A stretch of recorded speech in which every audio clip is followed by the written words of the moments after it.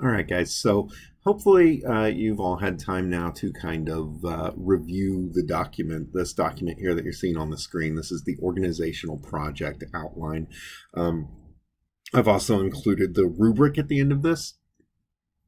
So hopefully you guys have had time to review that. If not, it is in the week 4 folder.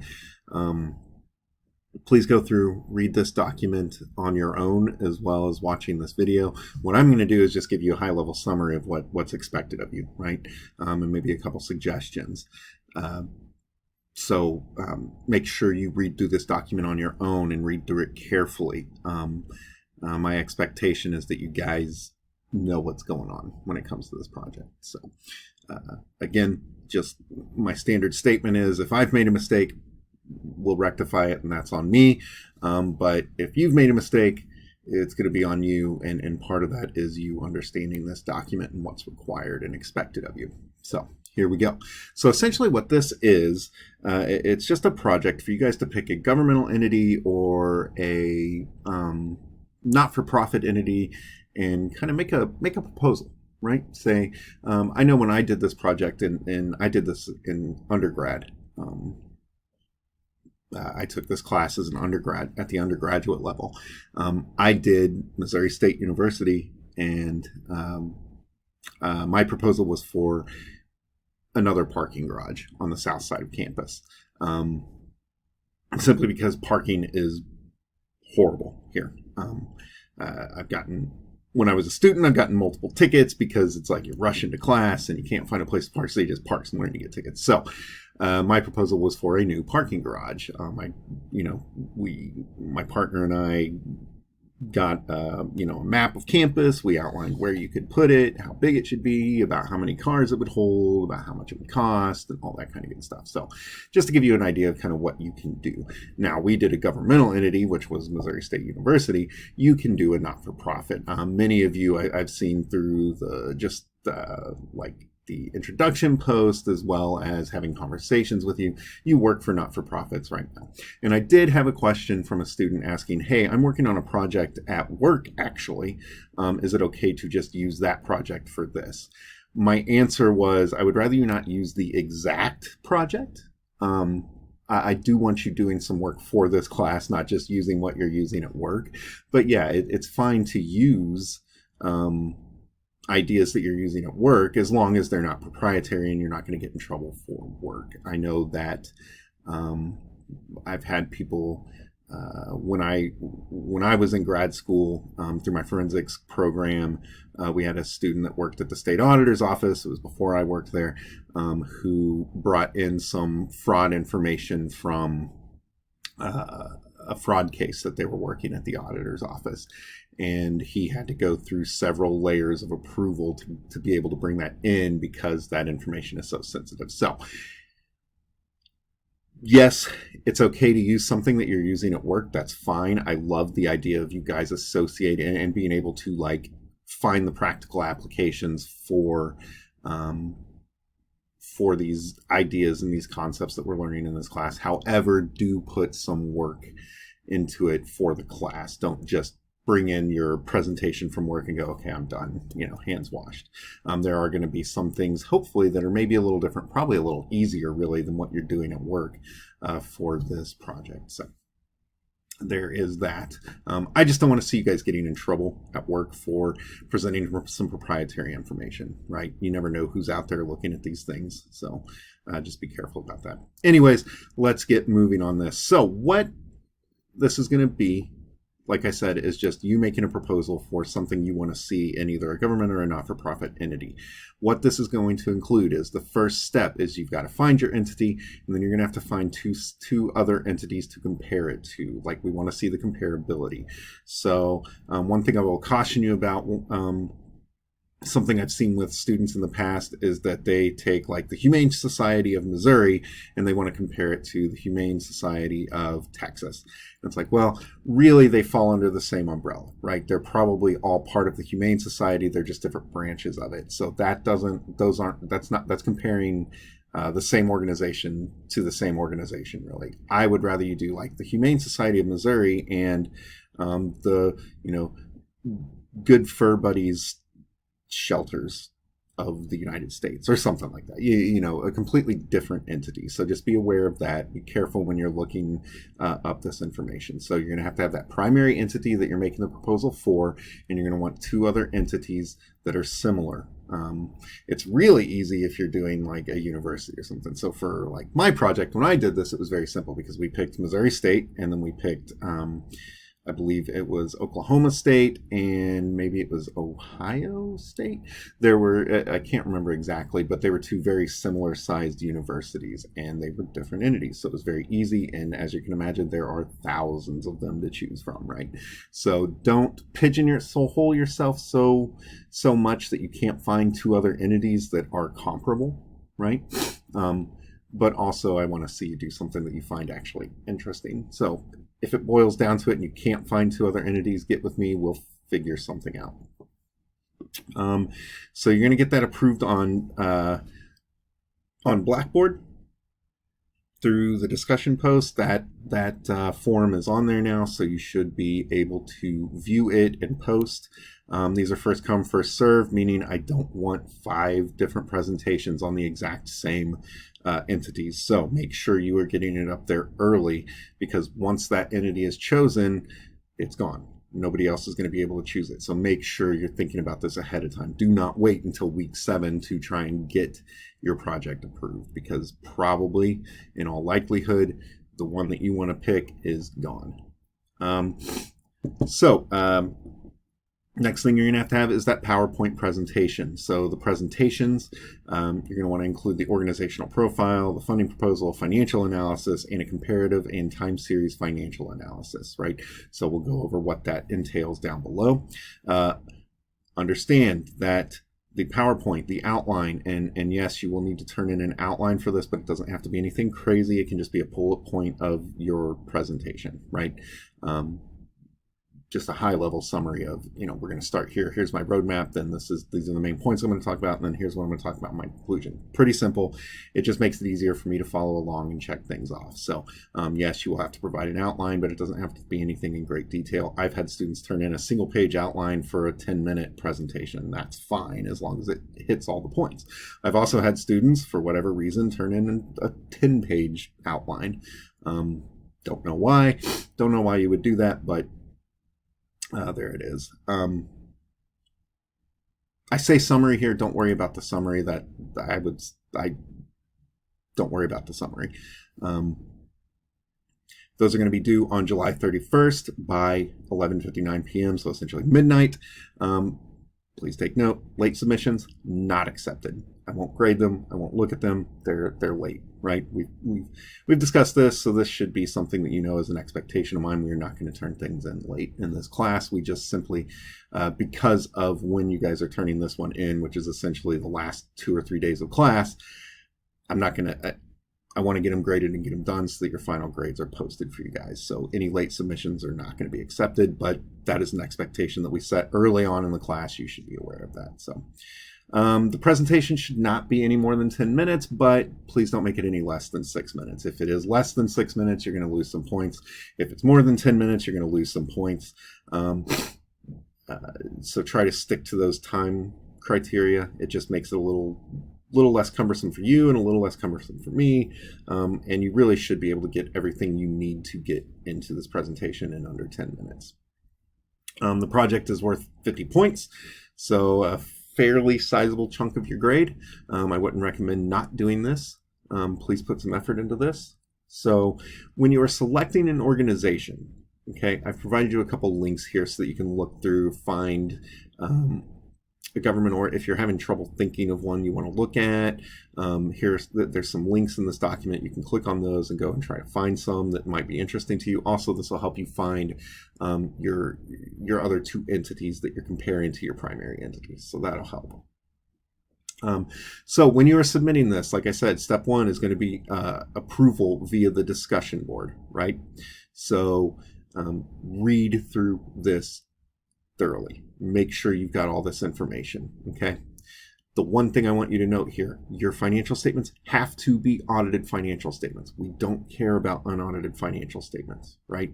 We want these financial statements to be audited by a third party, right? An independent auditor, okay? So make sure you do that, right?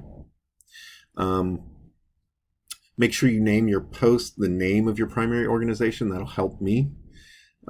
So here is what you want to include. It must include these things. Your primary organization, it's got to include the name, links to audited financial statements, and just a really brief, just a couple sentences about the main purpose or the mission of the organization.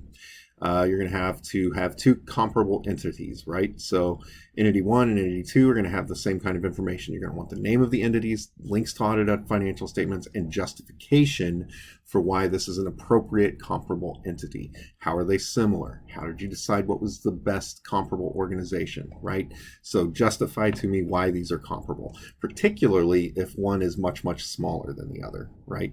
So if your primary entity is huge and one of your comparable entities is very, very small, you're going to need to justify to me why these are comparable. How are we going to make these comparisons and why are they impactful? Okay. The next thing is an overview of your funding proposal. What are you proposing, right? What you're proposing. And inside of that proposal, you're going to want to, who are we directing it to? You know, is this a board of governors? Is this donors? I've had, you know, students do all kinds of different audiences, and as long as it's acceptable, you know, it's fine. You know, why are the resources being requested? How will the funding be used by the organization? And how are we going to account for this funding? You know, what type of fund or classification are we going to put this in? Is it going to be restricted? Is it going to be committed? Is it going to be assigned? You know, is it going to go into the general fund? Is it going to go into a private purpose trust fund? What kind of fund is this going into? So how are we going to account for these using the concepts that we have learned over the course of this class? Okay, and then you're going to attach copies of the included links to the audited financial statements for all three entities. You're going to need 3 consecutive years for the primary entity. So really, I would prefer you do 2019, 2020, and 2021. You're going to see some really interesting things happening here too because of COVID. You're going to see some big dips, but that's something you're going to have to explain during your financial analysis portion of your presentation, because often, especially if you're presenting to donors, they're going to want to know why were expenses so high and contributions so low, things like that. You're going to want 1 year from the comparable entity, so 2020 or 2021.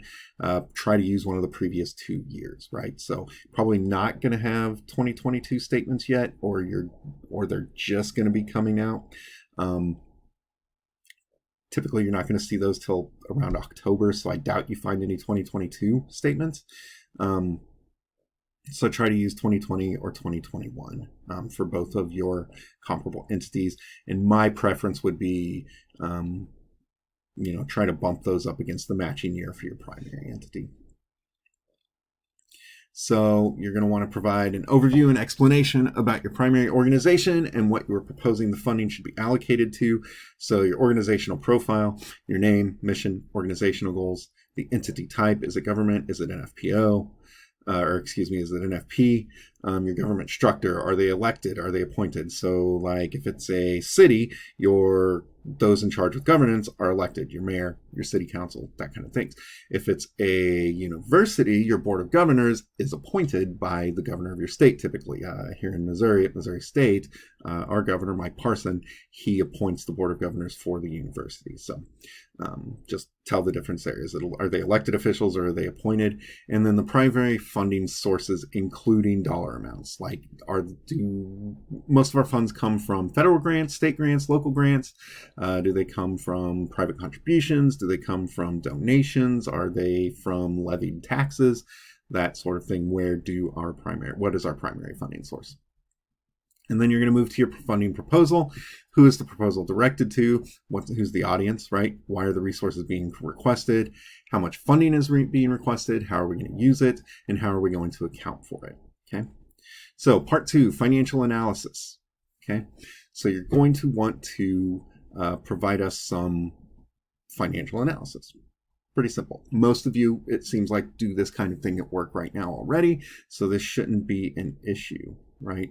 The one thing that you guys are probably going to find the most difficult is finding some of these statements that you're going to need to use this, Okay, you're going to have to do some research. You're going to have to spend some time doing this in most cases. Some of you may find it easier than others, but some of you, this is going to be a challenge. Okay, my advice is to not be afraid to get on the phone and just request that documentation.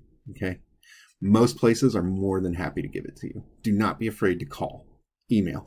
My recommendation would be just to call them. Emails can be ignored, right? They can be missed. My recommendation, get on the phone and call them. I know it's kind of a lost art now, but just call them. If you are having trouble finding these things, this documentation, just get on the phone, call them. Okay, that's my recommendation there. So you're going to want at least 3 years of financial statements, audited financial statements for your primary organization. We talked about this, and 1 year for the other two comparable organizations. Okay. One thing to note, if you are presenting an NFP, a non-profit organization, do not use information from the organization's 990 instead of their financial statements, okay? Think about why that is. Typically, information from your tax forms is going to be, in some cases, significantly different than what's presented on your financial statements, right? So we all know at this point that financial accounting and tax accounting, completely different monsters. So do not use your 990 information from your NFP to fill out your financial analysis form. Please use your audited financial statements. And you should be able to find audited financial statements for any organization you choose. Like I said, I will reiterate this. If you're having problems finding them easily online, call the organization. Almost every student that I've had do this project that has had trouble finding them online has called and found success speaking to them and getting this documentation. Okay, so what you're going to want to do is select 3 financial statements, like financial ratios, financial statement components, right, and make a financial analysis of these. You're going to want to use graphs, tables, and charts. These are required to present the financial information. And I put here, and this is a very important note, we can see that the CPA exam is even changing right now to focus more heavily on data analysis, right? So this is a required portion of this. You're going to have to create those visualizations for the analysis here, right? So I've put here, in the field of modern accounting, the value of an accountant is not the ability to debit or credit appropriately or to produce the financial statements. It is in being able to interpret those things, analyze those things, present that analysis in a functional and effective manner. So please, please, please do not leave out the visualization aspect of your financial analysis, okay? Make sure you get that in there. You will lose significant points if you do not have visualization for your analysis. Okay. So just a quick note on that though, any pre-calculated financial analysis, because a lot of times what you're going to find is you're going to find these annual reports from these entities, and they're already going to have some graphs and they're going to have some visualization for you. You can use that. Make sure you credit it. Okay. But use it as a guide for your own analysis. Okay. Don't just use their financial analysis and their visualization. Create your own. Okay. So the next thing we're going to talk about is the comparative analysis. So this is basically just doing the same thing with the other 2 entities and making a comparison, right? Our additions or deductions, our revenues or expenses, our revenues and expenditures, whatever. Here's how they differentiated between the 2 or 3 different entities. So. And then time series analysis, this one is just going to be trends, right? This is your trend. This is your 3-year trend, your 2019, 2020, 2021 trend analysis. This should not take much explanation for you guys. If you do have questions about what is time series analysis, what is trend analysis, get with me and I will answer those questions. So that's really it for the presentation. It's not as scary as it seems, but I really do want you guys to focus on this over the next few weeks. I don't want you to put this on the back burner, because what you're going to find is the content is easy to do. It's going to be maybe finding this information. The research is going to be the hard part, and sometimes it may take you a week or 2 to find that information. So you need to get on this as soon as possible. All right. So the next question is, how are we going to present this? Well, I've already told you you're going to have a PowerPoint, but you're also going to have a video of you presenting it. Okay, and it is required that you wear at least business casual, so a button up or whatever you would typically wear to work. When you make this presentation, you're going to have to do a recording. So there are a couple of ways you can do this. If your laptop or PC has recording capabilities, I would do that. One other thing you can do is you can use this. This is what I use to record the videos. It's called Screencast-O-Matic. Okay, I pay for a premium subscription to it. It's like $35 for the year, but if you guys are only going to record this one video, you may not want to pay for that. But I believe there is a free to use version of it, so it shouldn't be a big deal. Also, you can try to contact the help desk at the university and see if you can get what it's a software called Camtasia. See if you can get it installed. If they ask why, just explain to them, hey, I'm in an online course and I've got a presentation that I have to make and it has to be recorded. You can give them my name and they can contact me if they need to, but those are just a couple of ways you can get to some recording software. So if you have any questions about this project or what it entails, please let me know.